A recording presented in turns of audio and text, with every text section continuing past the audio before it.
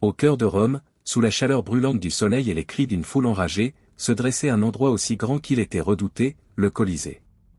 Un amphithéâtre où la vie et la mort n'étaient pas seulement une partie du spectacle, mais le spectacle lui-même.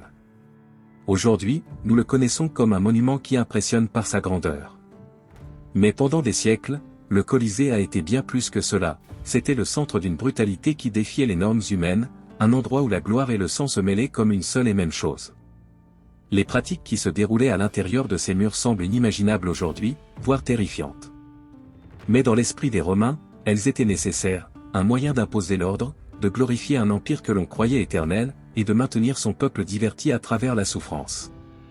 Dans cette vidéo, vous découvrirez 7 des pratiques les plus bouleversantes vécues dans l'arène du Colisée.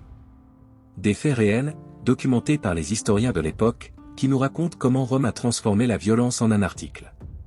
Ce ne sont pas des récits faciles à digérer, mais c'est précisément pour cette raison que nous devons les raconter. Car, c'est seulement en comprenant le côté sombre d'une civilisation que l'on peut voir ce qui est vraiment fascinant dans sa complexité. Et ce que nous vous révélerons aujourd'hui pourrait bien vous faire reconsidérer tout ce que vous pensiez savoir sur Rome. Ne partez pas, le meilleur reste à venir. La damnatio ad bestia était l'une des formes d'exécution les plus redoutées dans le Colisée. Un rituel brutal qui consistait à jeter les condamnés dans l'arène, dépouillés de leurs armes, de leur protection et de toute espérance de survie. Devant eux, attendaient les bêtes les plus sauvages que l'Empire pouvait rassembler, lions, tigres, ours, jusqu'aux éléphants et rhinocéros venus des coins les plus éloignés de Rome. La scène était terrifiante. Les animaux, libérés dans une furie, se lançaient sur leurs victimes, tandis que des dizaines de milliers de spectateurs observaient le spectacle avec un mélange d'horreur et de fascination. Mais pour les Romains, ce n'était pas seulement un acte de cruauté, mais un symbole du pouvoir impérial, un rappel de la force de la loi. La mort publique d'un condamné représentait la justice qui frappait ceux qui défiaient l'ordre établi. Les condamnés n'étaient pas seulement des criminels, ils étaient des rebelles, des prisonniers de guerre, et en période de persécution, même des chrétiens. Chaque mort alimentait l'arène et, dans l'esprit des Romains, envoyait un message clair, la désobéissance au pouvoir de Rome se payait par le sang. Et tandis que le peuple se délectait de ce spectacle, ce qui était réellement renforcé était l'image d'un empire invincible. Lorsque le soleil atteignait son point le plus haut, le Colisée ne faisait pas seulement une pause, il se préparait pour le moment le plus brutal de la journée. C'était l'heure de la pause méridienne, le repos pour le peuple romain, mais aussi pour l'exécution. Tandis que certains spectateurs profitaient de l'occasion pour déjeuner, d'autres restaient sur leur siège, impatients de vivre le spectacle le plus direct, la mort sous sa forme la plus réelle. Pendant cette pause, des prisonniers, des esclaves et des ennemis de l'État étaient amenés dans l'arène, leur sort était déjà scellé. Certains étaient crucifiés, d'autres s'affrontaient sans armes, ou même étaient brûlés vifs. Ces exécutions n'étaient pas des actes de sadisme insensé, mais une sorte de leçon publique, une représentation de la punition imminente qui frappait ceux qui s'opposaient à Rome. C'était une pédagogie de la peur, où la douleur visible des victimes agissait comme un outil pour maintenir l'ordre et renforcer l'autorité de l'Empire. À travers ces exécutions publiques, Rome enseignait qu'il n'y avait pas de place pour la désobéissance. Le peuple romain apprenait, entre cris et applaudissements, que la justice ne pouvait être atteinte que par la violence. Dans le Colisée, on ne luttait pas seulement pour la survie, mais des mythes anciens étaient représentés avec une brutalité sans pareille. Les légendes d'Orphée, d'Hercule et de Pasiphae prenaient vie, mais pas de la manière dont les acteurs les interprètent sur scène. À Rome, les mythes étaient représentés avec des victimes réelles, des prisonniers condamnés à mort. Un des récits les plus glaçants est raconté par le poète Martial, un homme, déguisé en Orphée, entouré d'animaux tranquilles, jouait de sa lyre. Soudain, un ours sauvage fut lâché et le déchira sous les yeux du public. Ce n'était pas seulement un spectacle, c'était une tragédie vivante, un reflet de la brutalité d'un empire qui fusionnait l'art avec la souffrance. Dans un autre mythe, un criminel fut contraint de s'habiller en Hercule, seulement pour être brûlé vif sur un bûcher, représentant sa fin tragique.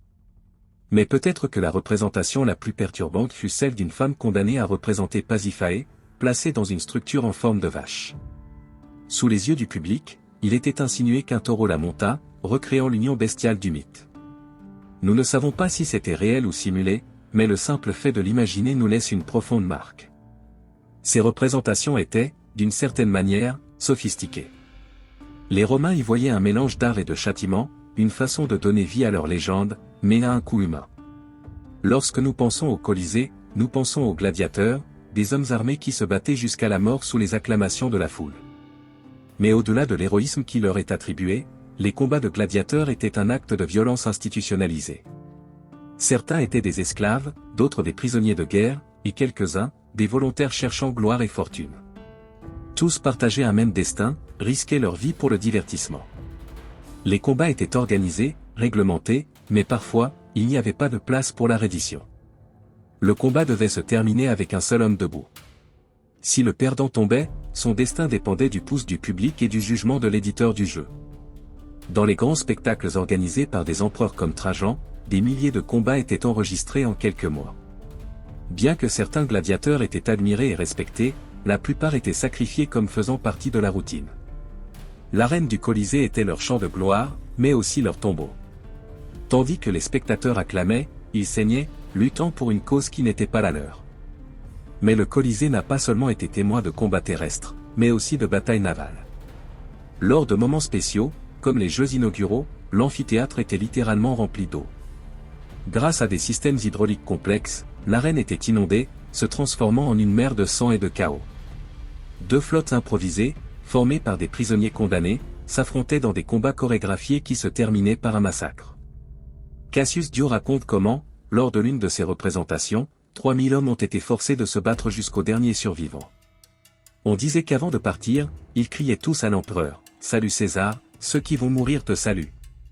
C'était un spectacle d'émerveillement et de mort, tandis que le public regardait une guerre fictive avec des conséquences très réelles, des corps flottants, des cris étouffés, le sang teignant l'eau.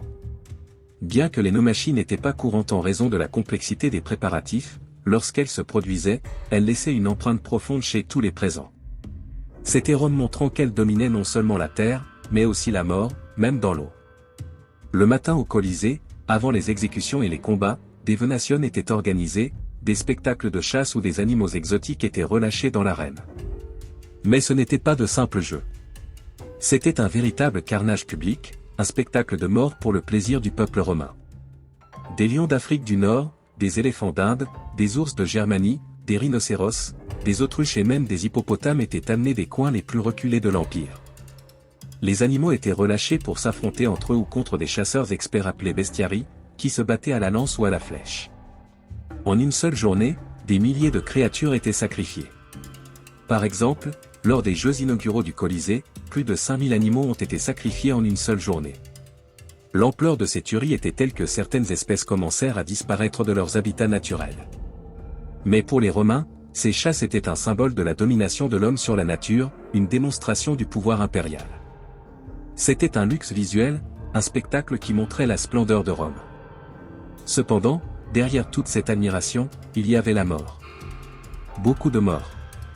S'il y a un empereur qui a poussé le Colisée à la limite de l'égocentrisme et de la brutalité, c'est Commode.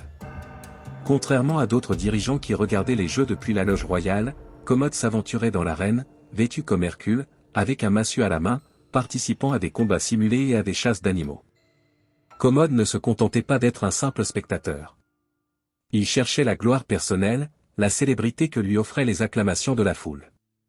Il participait activement au combat, et ce qui était le plus perturbant, c'est que beaucoup de ses victimes n'étaient pas des gladiateurs entraînés, mais des personnes vulnérables, des soldats blessés, des criminels, des hommes sans défense. Il les forçait à se déguiser en monstres mythologiques, et il les tuait à coups de massue, montrant son pouvoir, tandis qu'il se pavanait dans l'arène, exigeant des applaudissements de la foule. En une seule journée, Commode se vante d'avoir tué 100 lions. Il chassait aussi des autruches, des girafes et des éléphants. Mais il le faisait avec un spectacle arrogant, se promenant parmi les corps tombés, exhibant les cadavres et empochant des fortunes de la trésorerie impériale pour chaque exploit. Pour de nombreux Romains, cela n'était plus un spectacle, c'était une humiliation. Mais personne n'osait l'arrêter. Le Colisée, qui était déjà un symbole de pouvoir, se transforma en le miroir d'une tyrannie assoiffée de sang.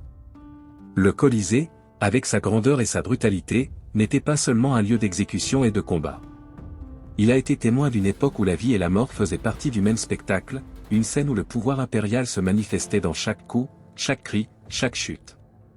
À travers les siècles, le Colisée est resté debout, non seulement en tant que monument, mais aussi comme un rappel des excès d'une civilisation qui a laissé une marque indélébile dans l'histoire. Aujourd'hui, nous faisons face à la complexité de cette époque, non pas pour juger, mais pour comprendre les ombres du passé et apprécier l'impact de Rome sur le monde. Ce que les Romains ont vécu dans le Colisée ne peut être ignoré. Chaque moment de violence, chaque spectacle sanglant, nous montre une culture qui comprenait le pouvoir comme quelque chose d'absolu, quelque chose qui devait être démontré, réaffirmé, même au prix de la vie elle-même. Le Colisée est devenu un témoin éternel d'une civilisation qui a marqué l'histoire. Et en regardant ce monument aujourd'hui, nous nous demandons, comment avons-nous pu en arriver là? Mais plus important encore, quelle leçon cette partie de l'histoire nous laisse-t-elle?